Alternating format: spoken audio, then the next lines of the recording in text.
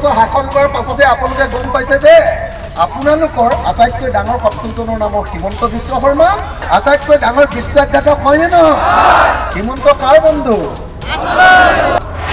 ধুবুৰীত অখিল গগৈৰ দাবাং ষ্টাইল। 2026 চনত হিমন্ত বিশ্ব শৰ্মা চকীখনেৰে সৈতে ব্ৰহ্মপুত্ৰত দলিয়াই দিয়া ভাষণ দিয়াৰ ষ্টাইলৰ পৰা এণ্ট্ৰি এক্সিটলৈকে বদৰ ভাই কোনে কণ্ট্ৰল কৰে? মামাই।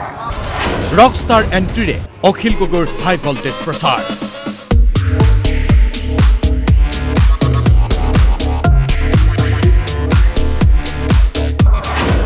ৰকষ্টাৰ এণ্ট্ৰিৰ মাজত ভাষণ দিয়াৰ ষ্টাইল দিলে মুখ্যমন্ত্ৰীৰ। হয় হয়, ঠিকেই শুনিছে। মুখ্যমন্ত্ৰীয়ে আজিকালি নিৰ্বাচনী সভাত যেনেকৈ ভাষণ দিয়ে ঠিক তেনেকৈ অখিল গগৈয়ে ভাষণ দিলে ধুবুৰী লোকসভা সমষ্টিৰ নিৰ্বাচনী প্ৰচাৰৰ সময়ত। এয়া টেলিভিছনত দুটা দৃশ্য চাওক। মুখ্যমন্ত্ৰী এফালে, আনফালে অখিল গগৈ। ভাষণ দিয়াৰ ষ্টাইল মুখ্যমন্ত্ৰীৰ পৰাই কপি কৰিলে নেকি অখিল গগৈয়ে? পিছে ৰ'ব মুখ্যমন্ত্ৰীৰ ষ্টাইলত ভাষণ দি টাৰ্গেট কিন্তু মুখ্যমন্ত্ৰীকেই কৰিছে অখিল গগৈয়ে। 15 বছৰ শাসন কৰাৰ পাছতে আপোনালোকে গম পাইছে যে আপোনালোকৰ আটাইতকৈ ডাঙৰ শত্ৰুজনৰ নাম হিমন্ত বিশ্ব শৰ্মা। 26ত চকী সহিতে মুখ্যমন্ত্ৰীক উফৰাই দিয়াৰ হুংকাৰ দিছে অখিল গগৈয়ে। গৌৰৱ গগৈ, লুৰিণজ্যোতি গগৈ, তিনি গগৈ লগ লাগিছো আৰু যোৰহাটত ইলেকশ্যন খেলিলো, বিজেপিক চাফা কৰি থৈ আহিছো। তিনি গগৈৰ সিদ্ধান্ত লৈছো কি বুলি যে 2026 চনত হিমন্ত বিশ্ব শৰ্মা চকীখনেৰে সৈতে ব্ৰহ্মপুত্ৰত দলিয়াই দিয়া।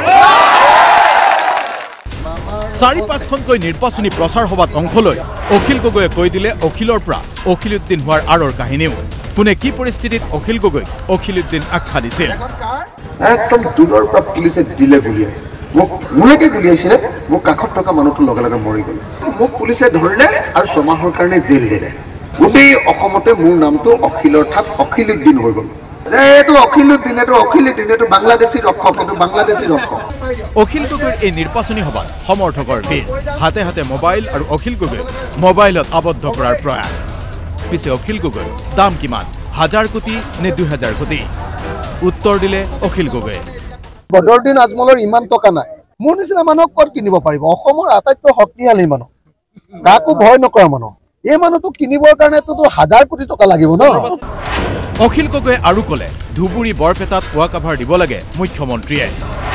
মুখ্যমন্ত্ৰীৰ এক প্ৰকাৰ মিয়া ৰাজনীতিৰো প্ৰত্যুত্তৰ দি অখিল গগৈয়ে এনেকৈয়ে টাৰ্গেট কৰি ল'লে ৰাজ্যৰ মুখ্যমন্ত্ৰী ডক্টৰ হিমন্ত বিশ্ব শৰ্মা। হিমন্ত কাৰ বন্ধু? কাৰ বন্ধু? বদৰ ভাই কোনে কণ্ট্ৰল কৰে? মামাই। কথাটো চবে বুজিছে নে নাই? আনপিনে সভাত ভাষণ দি বদৰুদ্দিন আজমলৰ তলাৰ চাবি মামাৰ হাতত থাকে বুলিও কটাক্ষ অখিল গগৈৰ। তলাটো থাকে বদৰ ভাইৰ হাতত আৰু চাবিটো থাকে মামাৰ হাতত। এনেকৈয়ে এতিয়া ধুবুৰীত জোৰদাৰ প্ৰচাৰ চলাইছে ৰাইজৰ দলৰ সভাপতি অখিল গগৈয়ে। আনকি উজনি আৰু মধ্য অসমত এতিয়া বিৰোধী ঐক্যৰ জয় জয় মই অৱস্থা বুলি সদৰি কৰি অখিল গগৈয়ে এতিয়া পশ্চিম অসমতো শাসক পক্ষক এশিকনি দিবলৈ সাজু হোৱা বুলি উল্লেখ কৰিছে। গৌৰীপুৰৰ পৰা গকুল সিকদাৰৰ সহযোগত ব্যুৰো ৰিপৰ্ট DY 365।